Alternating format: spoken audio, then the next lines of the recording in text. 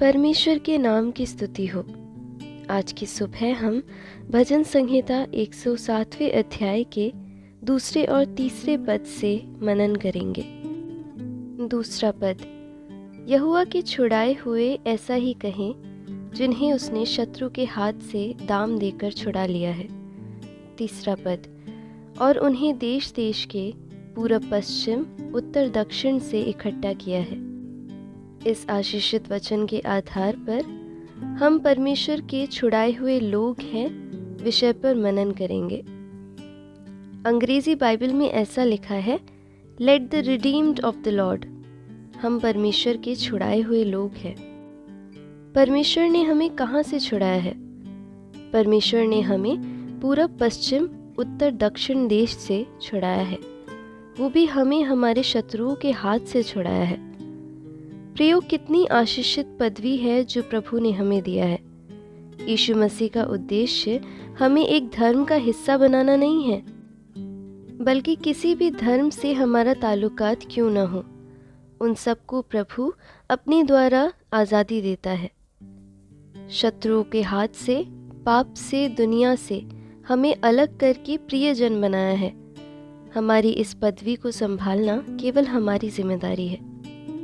भजन संहिता को जब हम मनन करके आगे बढ़ते हैं तो हम ये समझते हैं कि परमेश्वर ने हमें शत्रुओं के हाथ से छुटकारा देकर आज़ादी दी है। फिर भी मैं और आप इसकी रखवाली कई बार नहीं करते हैं। इज़राइली जंगल से थके हारे यात्रा करते वक्त परमेश्वर ने उन्हें भोजन के लिए मन्ना और चट्टान से पानी पिलाकर तृप्त किया, तो भी वह लोग परमेश्वर के विरुद्ध मुकाबला करते हैं। हम ऐसा 10वें पद में देख सकते हैं। वह परमेश्वर की बातों को तुच्छ जानने वाले बने।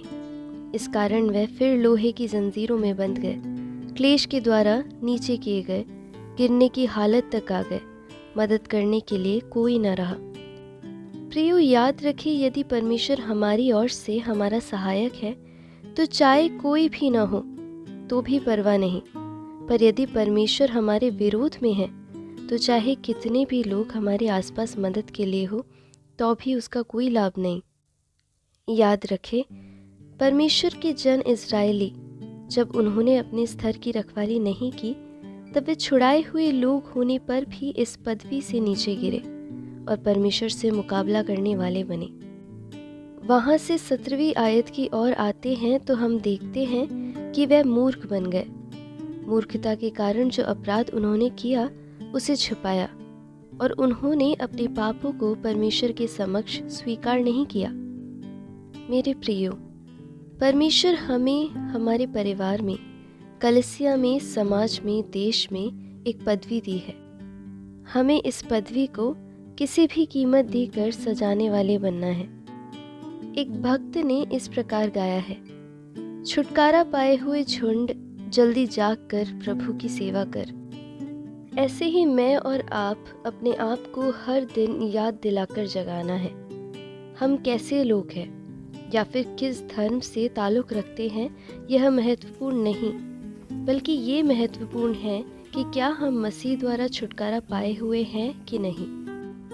सागर का पानी चाहे मिलकर क्यों ना कोशिश कर ले, विशाल जहाज को कभी डुबा नहीं सकती, लेकिन वो ही जहाज पानी को अपने अंदर आने दे तो विशाल जहाज उस महासागर में आप ही डूब जाएगा।